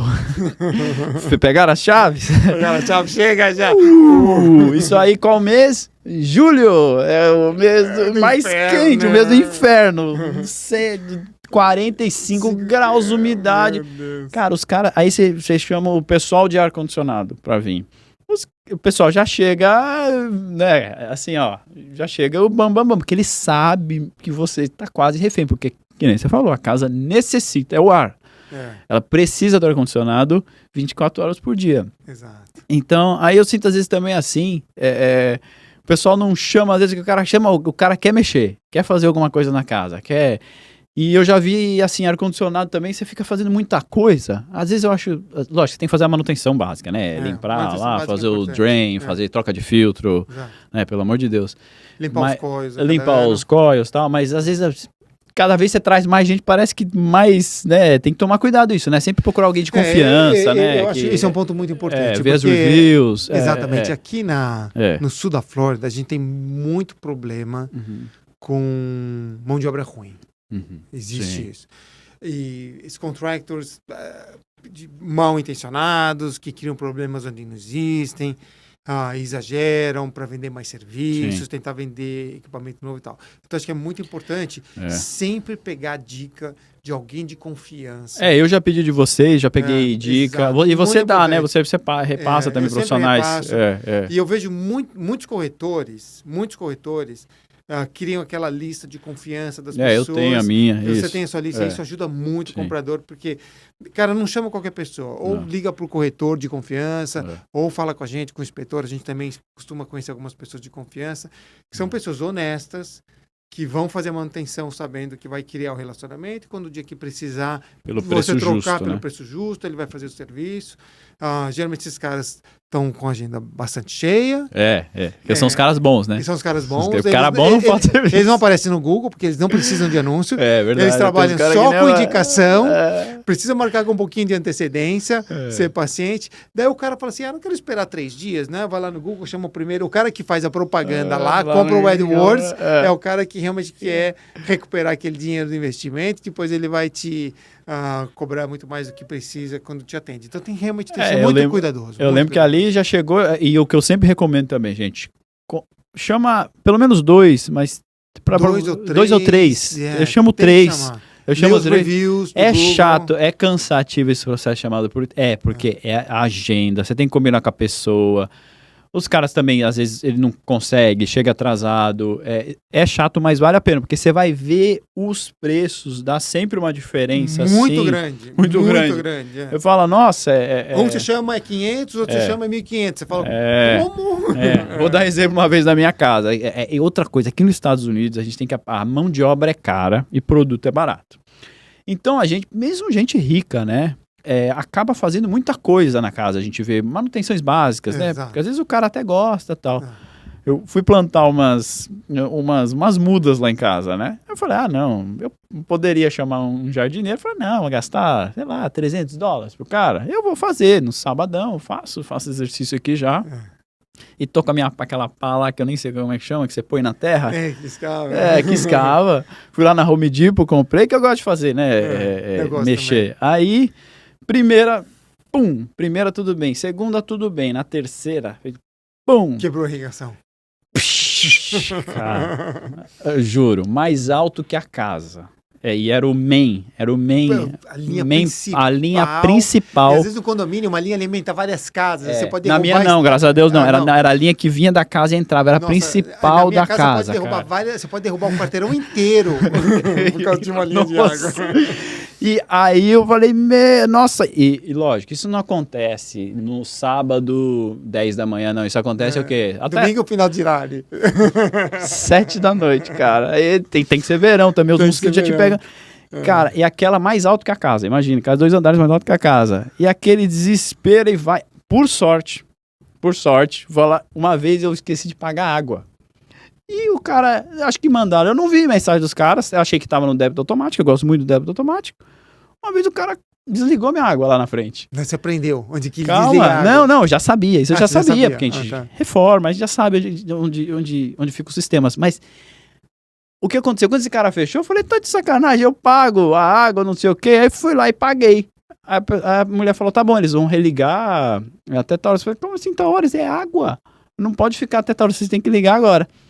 E aí, eu fui na Home Depot e comprei aquela chave. Porque a chave que abre o registro lá na frente. Porque sem aquela chave, meu amiguinho, eu tenho até umas outras chaves. Não abre. Graças a Deus eu tinha essa chave por essa experiência anterior, que eu fiquei puto na época, mas por experiência ruim. Na hora, eu peguei a chave e falei, não, eu não acredito que essa chave tá aqui. Eu falei, graças a Deus, comprei essa chave. E fechei, e aí resolvi. Aí, lógico, chamei o plumber, né? O encanador. E foi lá, lógico, chamei 3 também, porque chega um é 1.000, o outro 600, o outro é 300. Você fala, calma aí. Lógico, tem que comparar serviço também, né, gente? Tem que comparar serviço. E aí consertaram lá, dava até pra... Tinha um meio lá de eu fazer, mas olha que às vezes vale a pena, né, a gente pagar. Não, vale a pena, vale muito a pena. Vale muito a pena. Senão você acaba com umas dores de cabeça dessa aí. Você deve fazer muita coisa, né? Porque você... Eu faço bastante e já fiz muita coisa. Construí um pátio na minha casa, construí uma mas cobertura, você? Eu mesmo fiz. Com paver, com brick? Eu fiz pavers, depois dos pavers eu pus um pátio mesmo, eu pus uma cobertura com vigas. Eu fui na cidade com um projeto para obter os permits, consegui a aprovação do projeto. Ah, você mesmo? Eu mesmo fiz muita coisa já. Então também já plantei coisa, fiz sistema de irrigação.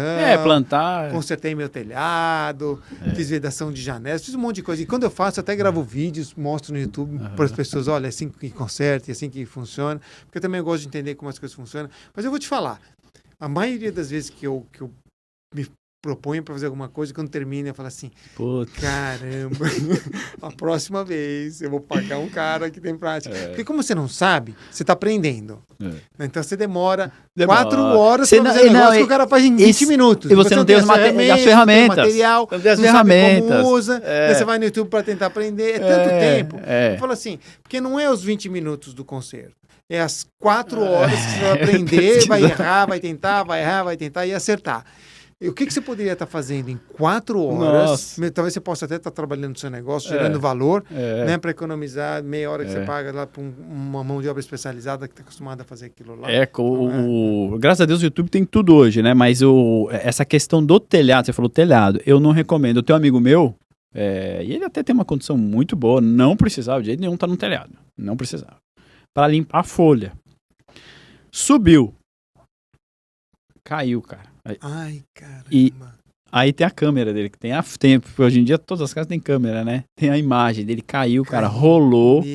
Cara, por Deus, ele rolou, caiu lá de cima no chão. Por Deus, ele só fraturou um dos braços. Mas poderia ter morrido. Porque ele caiu rolando. Exato. Ele caiu rolando.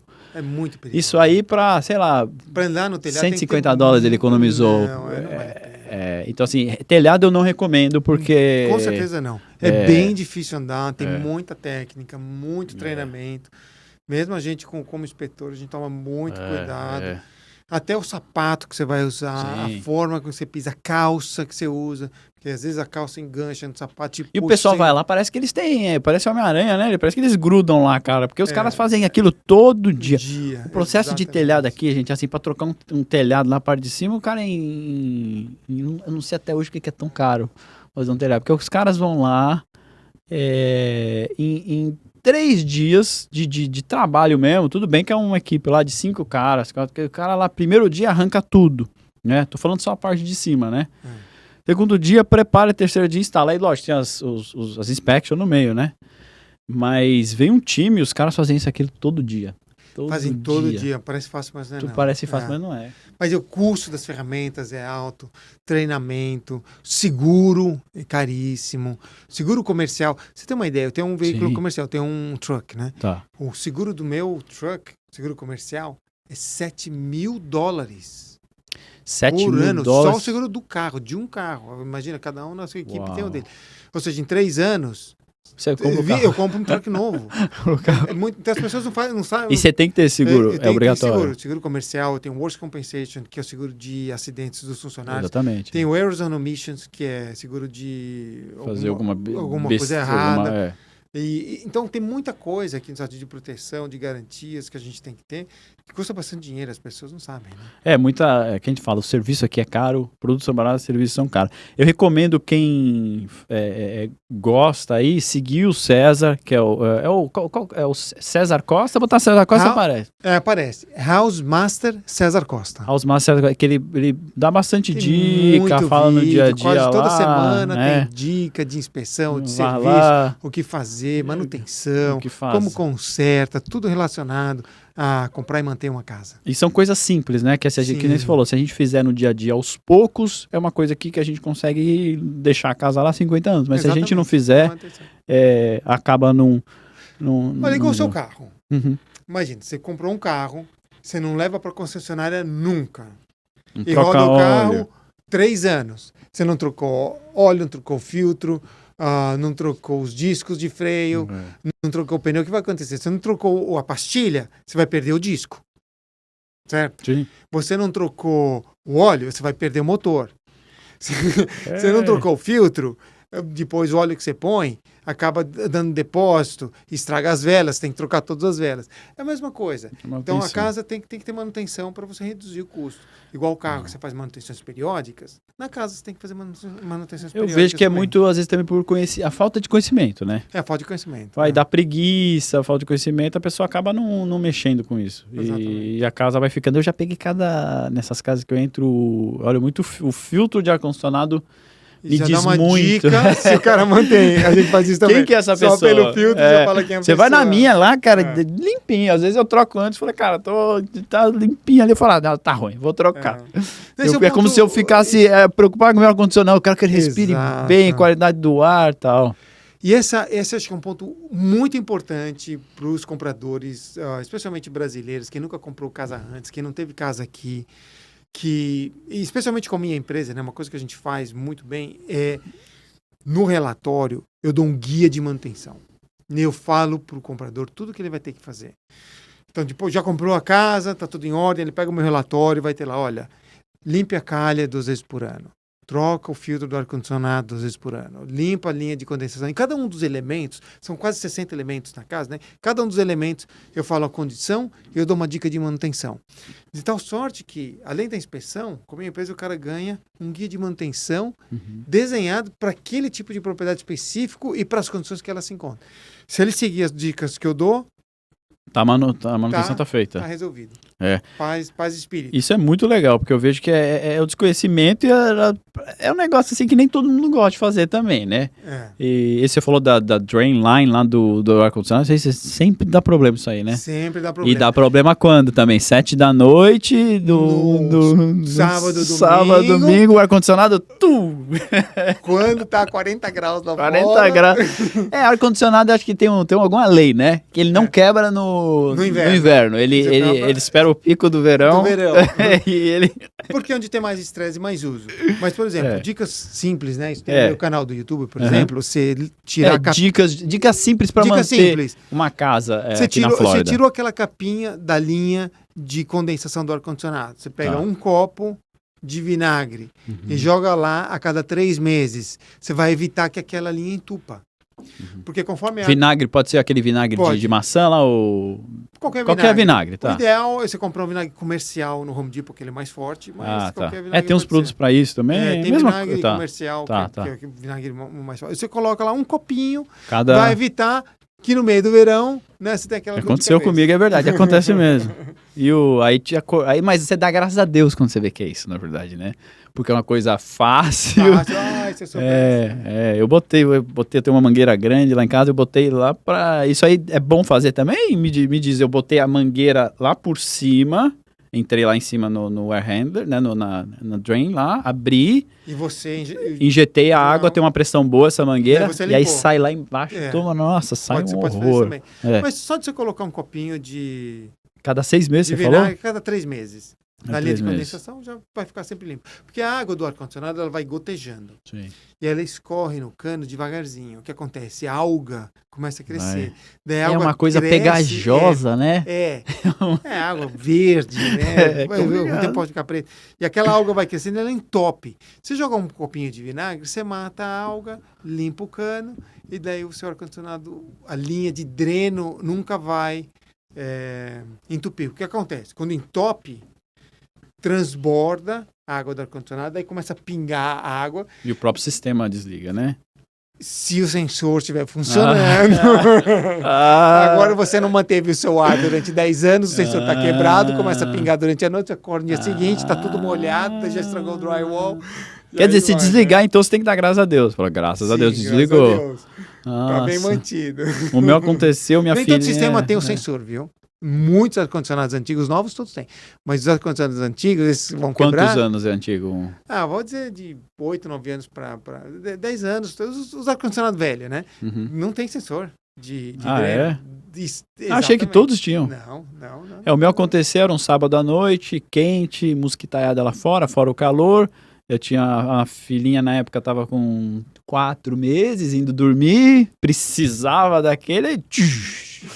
Aí, mas quando descobri, aí o meu vizinho tinha o VAP também, o Shop Vac também, o aspirador. O aspirador. Por sorte, eu já falei pra ele, você tem um Eu tenho aspirador? também Ele aspirador. tinha, já veio super... Chupou com o aspirador. Ele sabia da limpou. nenê também, aí ele já fizemos ali, foi coisa de meia hora e graças a Deus você fala, pô, isso é um problema simples de E no resolver. meu canal eu tenho um vídeo que mostra, passo a passo, como põe vinagre, tá. como usa o aspirador, como limpa o dreno, tudo lá Eu agora, explicadinho. cara, eu pego essa mangueira lá e falo, porque a mangueira eu gosto que eu vejo a sujeira. Ah, você quer ver a sujeira saindo. Açaí, eu acho barato. Cara, tá quase finalizando aqui, mas eu tenho mais Maravilha. algumas coisas. A gente vai fazer uma inspeção de uma casa. É muito comum, quando a gente vai fazer a inspeção, a casa já está habitada e nem todo mundo é organizado. Você chega na casa, tá tudo lá encostado na parede, tá tudo amontoado. Como que o que você recomenda nesses casos? Porque eu sei que o inspetor não pode ficar Não dá botando pra a gente mão ficar nas coisas fazendo mudança pro É. comprador. E eu não posso ficar também mexendo nas coisas coisas que são do particulares. vendedor. É uma situação muito interessante, porque o comprador ainda não é dono da casa. É. Quem é dono é o vendedor. E a gente Sim. está fazendo uma inspeção que a casa ainda não é dele, né? É. Então a gente tem limitação do que a gente pode ficar mexendo. Então, a gente não vai ficar mexendo nos pertences pessoais. Mas a gente fala pro comprador, fala assim, olha, tá vendo essa garagem aqui? Tá cheio de caixa, não vi que tá atrás da parede. Que é um risco, né? É um risco. Pode ter lá... Por exemplo, se um eu sou vazamento, malandro, uma eu tenho um mancha, vazamento, o cara você põe um monte coloca... de caixa. Eu vou agora com uma bigorna ali, Exatamente. um elefante, ninguém... Já acabou, esconde. Aí quando você pega a casa, fala, Já era. Então a gente sempre fala pro comprador Uhum. fazer a inspeção no final walkthrough. Ah, tá. Ou num dia Na anterior. entrega da chave, tá. no dia anterior, assim que eles tirarem as caixas, você fala assim, olha, põe lá um adendo, eu quero voltar aqui, dar uma olhada nessa parede que estava obstruída, não consegui ver, se tiver algum problema, essa a é uma gente vai boa ter que dica. conversar. Uma dica legal, de fazer uma outra inspeção ali no walkthrough ali. No walkthrough. Mas você disse chamava, porque o pessoal já faz normal, né? Mas fazer uma inspeção com vocês, profissionais. Pode de ser novo. conosco ou vocês mesmos, né? Muita gente gosta que a gente É. vai, às vezes o comprador faz sozinho Sim. e coloca lá uma condição, né? Do resultado da inspeção, Sim. devido às obstruções que existiam na Sim. garagem, no quarto onde for, a gente não conseguiu identificar qualquer problema e se tiver algum, a gente vai querer endereçar isso no final. É porque é muito comum, né? Você chega lá, tá tudo, Muito né? comum, É muito pode comum. acontecer. Eu dou uma mexidinha ali, porque eu falo, Às vezes você consegue, mas tem casos os que é inspetores não difícil. gostam, o inspetor não gosta de... A gente não se importa. A Tem gente inspetor até- que não toca, tem inspetor que eu já vi que... Eu chamo sempre o comprador e o vendedor e falo, olha, eu gostaria de dar uma olhada aqui, eu não consigo chegar no painel elétrico que está atrás das caixas. painel elétrico já é uma coisa mais sensível. Exato. complicado. Não consigo chegar no aquecedor, No aquecedor, de água, tirar no a ar-condicionado. etiqueta, o ar-condicionado está O bloqueado por attic, uma escada enorme, dá para você limpar aqui para eu dar uma olhada. É. E se não conseguir, eu aviso. Eu falo, olha, eu não consegui isso, por causa disso. Vamos tentar resolver isso Rapaz, daí. essa casa de lá de Orlando, não sei se vocês falaram, o attic, a entrada do attic lá dentro do closet da pessoa, o closet cheio de roupa. Falei, cara, eles não vão conseguir entrar lá. Pra fazer... Geralmente a gente consegue. Cara, é muita coisa no caminho. Você fala, cara, eu falei, capaz de ter inspetor que chega aqui e fala, não vou... Não, tem gente que realmente... É normal, é normal você ver isso no seu dia a dia? Tem impressão que tem vendedor que tá meio que escondendo. Porque uma normal. coisa é o cara ser bagunceiro, mas você vê muita gente que... Você já pegou muita gente, você vê... De Muita. repente você tira, por exemplo, chega lá Muita. num quarto, tem um monte de... Quando... Você põe o sofá... O sofá. O sofá na parede e atrás É. tá tendo um vazamento na parede. O cara queria esconder. Daí ele muda um móvel e põe um móvel em outro lugar. Você fala assim, esse móvel Mas esse tava tá aqui, estranho, tá estranho. que decoração diferente. O pessoal esconde, sim. Infelizmente. É o que eu sempre falo, pede pro seu corretor, a gente sempre faz isso. Também pedir, nem sempre funciona, né? Nem sempre funciona. Mas, dia tal nós vamos fazer a sua inspeção. Por favor, puder deixar os móveis afastados, sem deixar muita coisa na casa, né? Pra gente poder ter acesso às paredes, né? Marca num dia que tiver feito já a mudança, tiver menos caixa. É que nem sempre é possível, né? Nesse negócio da mudança.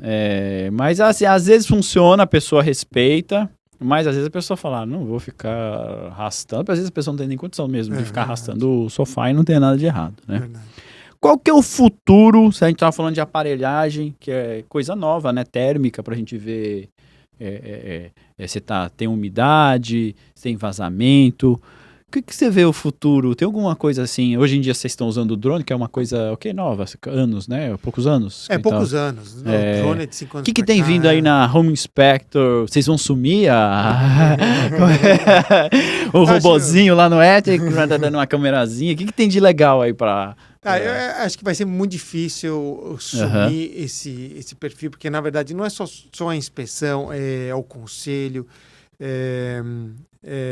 a interpretação dos fatos, a criação da perspectiva. Mas uma coisa que a gente está testando muito, e acho que vai mudar muito nesse mercado de inspeção... você veio da área de tech, né? Quer ou não, você teve um tempo na tech lá. Exatamente. Eu gosto muito de tecnologia.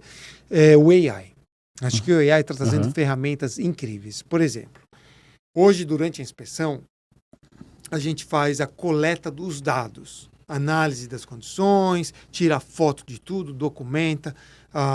Ninguém mais anota, né? Porque a gente usa a própria foto como ferramenta de documentação. E daí tem a segunda parte, que é voltar para o escritório e criar o relatório. E a elaboração do relatório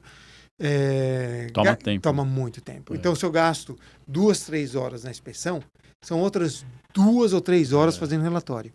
E o AI vai ajudar muita gente nisso. Eu estou testando tecnologias hoje. Isso é interessante, hein? Muito. Interessante. Eu estou testando tecnologia que durante a inspeção a gente vai gravando, né, para nós mesmos, tudo que a gente está encontrando. Olha, vim aqui nessa parede, eu estou no bathroom, tem aqui um accordion P-trap, estou nessa localização, vi isso, e a gente grava tudo, tira todas as fotos, a gente joga para o AI pega todos os comentários e já coloca no relatório. A gente só revisa. Então, isso traz bastante eficiência. Isso é muito legal. Eu estou testando um sistema, inclusive, que ele usa a minha biblioteca de comentários. Então, não é o AI escrevendo do jeito dele. Ele é o AI achando o meu comentário. Se alimenta de mim. Então, é ele fazendo o meu trabalho. Ele acha o meu comentário na localização, do jeito que eu gosto de escrever, baseado no histórico e como eu classifico, no comando que eu dei para mim mesmo, para me ajudar a ganhar eficiência. Volta, né? Isso não é maravilhoso. E vai até aumentar a assertividade. Esse cara que estava fazendo um relatório, ele agora vai estar na rua fazendo uma outra inspection, talvez, né? Exatamente. O que acontece é que hoje é um trabalho muito... labor intensive, muito... exaustivo, né? Porque o inspetor geralmente a gente faz 2 inspeções, né? Vamos dizer, das 9 ao meio-dia, do meio-dia às 3. Aí chega em casa, tal, tem que cuidar das coisas, ainda tem, mas 6 horas de trabalho. Então, às vezes... Esse pessoal não toma... O pessoal vê o preço da inspection, ele não toma... Não acha que é você chegar lá na casa, só dar uma olhadinha. Tirar as fotos e botar. Não é o trabalho do relatório. É muito grande. Que geralmente 1 dia, 2 dias ele tá lá, né? A gente solta tudo no mesmo dia. Tá. No mesmo dia já solta. Porque se você esperar 2, 3 dias, tem que fazer de qualquer tem inspection, forma, né? tem o período, né? Depois vai ter as próximas, Então, para não deixar acumular, como a gente tem muito volume de inspeção, a gente faz tudo no mesmo dia para conseguir manter o ritmo. O nosso lá, vocês mandaram no mesmo dia, tava final do dia, né? Final do dia, chega à noite, faz, já libera. Mas é duro para o inspetor ficar até 8, 9, 10, 11 horas da noite, daí acorda no dia seguinte cedo, tem que começar tudo de novo. É muito exaustivo. E você usando o AI, vai trazer mais qualidade de vida, né? Porque você consegue fazer o relatório com menos tempo, você descansa mais, você vai estar mais disposto no dia seguinte. Isso acho que no longo prazo é muito bom para a equipe. É legal, isso é bom para todo mundo. O que você recomenda para a gente terminar? Quem quer seguir essa carreira, você há mais ou menos 10 anos atrás estava começando essa carreira, qual que é a aptidão que o cara tem, o que o cara tem que gostar, qual que é o perfil da pessoa, quem está vendo aí, está querendo começar nessa carreira de Home Inspector, é uma carreira boa, você vê um futuro, o que você indica? Olha, não é uma carreira fácil, na verdade é uma carreira bem difícil. E eu acho que a skill, as capacidades que são importantes para essa profissão ser uma pessoa que é bem analítica, orientada a detalhes, consegue identificar problemas e issues. Então, tem que ter essa visão analítica boa e, ao mesmo tempo, tem que ter uma boa communication skills, uma capacidade de comunicação para simplificar, contextualizar e conseguir explicar e educar o comprador. Então, essa combinação de personalidade de comunicação e, ao mesmo tempo, conhecimento técnico e analítico não é fácil de encontrar. Eu mesmo tenho muita dificuldade de encontrar pessoas. Você tem dificuldade de entrar? Muito difícil, muito difícil. Aí demora, para mim, Treinar, depois tem que treinar. Treinar demora mais de 1 ano para treinar um inspetor bom. 1 ano ele fica em treinamento. Para um inspetor meu sair sozinho, ele fez pelo menos 100 inspeções acompanhado, porque até entender todos os potenciais problemas, conseguir identificar muito bem, criar uma forma de trabalho que seja a prova de falhas e desenvolver capacidade de escrever bem o relatório, depois a capacidade de comunicar bem. Isso demora bastante tempo. Mas um inspetor seu ali, um cara que trabalha ali, chega a fazer inspeção todo dia, 30 dias por mês? Não. Todo dia. Todo dia. O cara consegue ganhar mais ou menos assim, Um inspetor ganha na faixa de 60 a 100 mil. Tá. Dependendo da experiência. Por ano, 60 mil dólares por ano. Tá. Dependendo da experiência, de 5 a 8 mil por mês, tá. Exatamente. Tá. É uma carreira aí que, né... É uma carreira boa. Uma carreira boa, né? Consegue ter uma estabilidade. Não começa de repente. Demora... Tem que aprender, né? Demora pelo menos aí uns 2, 3 anos para o cara ficar bom e ter uma agenda cheia. Como eu falei, é pelo menos 1 ano de treinamento aqui, pelo menos na minha empresa. Tem gente que acha que pode ser inspetor em 2 meses, mas não é verdade. A não ser que o cara venha, que nem se falou, né? Que o pessoal que já vem da carreira de construção mais facilita, assim, né? Facilita, mas mesmo assim, porque são skills diferentes, né? O construir é diferente de identificar defeitos, escrever relatório é diferente de construção, e explicar defeito e comunicar é diferente de escrever. Eu tô pensando que talvez a parte mais difícil, não parece, mas talvez a parte mais difícil seja nem a inspeção em si, né? Mas o relatório, essa capacidade que você tem de que tem que passar aquele relatório para uma pessoa. Às vezes o cara veio de construção, vamos dizer que ele já passou por todas as áreas da casa, sabe como funciona a casa, então ele já sabe mais ou menos o que olhar, onde olhar e os defeitos. Mas aí depois ele nunca fez isso com certeza na vida, que é ter que passar aquilo, né? O cara trabalha com construção para alguém num relatório, né? Exato. E também explicar verbalmente no final da inspeção. Então são três skills diferentes. 3 skills diferentes. Inspecionar, escrever e comunicar. Legal. César Costa, cara, obrigado por você estar aqui. É um prazer. Vamos continuar fazendo, se Deus quiser, muita inspection por aí. Com certeza. Inspection na Flórida inteira. Obrigado. Gente, siga o César lá no canal dele, que é bem legal, como eu falei. Tem todo dia tem conteúdo, vai ensinando a gente cada dia mais. Esse livro aqui tá à venda na Amazon. Tá vendo? Amazon. Tá? Ele vai futuramente... que seu público aqui é muito americano mesmo, né? Americano. Que você fala bastante inglês. Realmente a brasileirada aqui acaba falando português. Eu tenho bastante brasileiro também, mas o meu público americano é muito forte. Obrigado, gente. Se você ficou até esse momento aqui assistindo esse podcast, pelo amor de Deus, dá um like aí, manda pra alguém esse vídeo. Manda pro amigo. Manda pro amigo, né? Ajuda a gente. Faz um comentário. Que gostou mais, que gostou. Que aprendeu comigo. Pode falar mal também, fala o que você quiser, tá bom? E a gente volta no próximo Florida Real Estate Podcast. Obrigado e até mais.